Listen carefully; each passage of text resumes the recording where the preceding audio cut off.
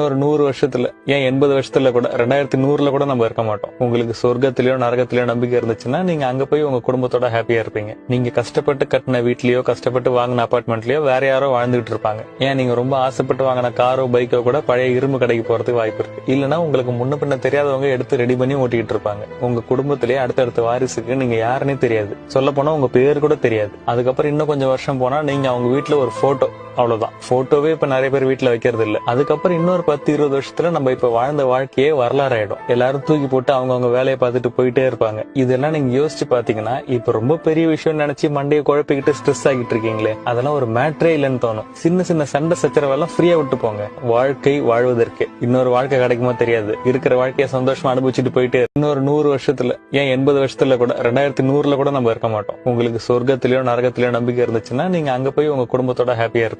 நீங்க கஷ்டப்பட்டு கட்டின வீட்லயோ கஷ்டப்பட்டு வாங்கின அபார்ட்மெண்ட்லயோ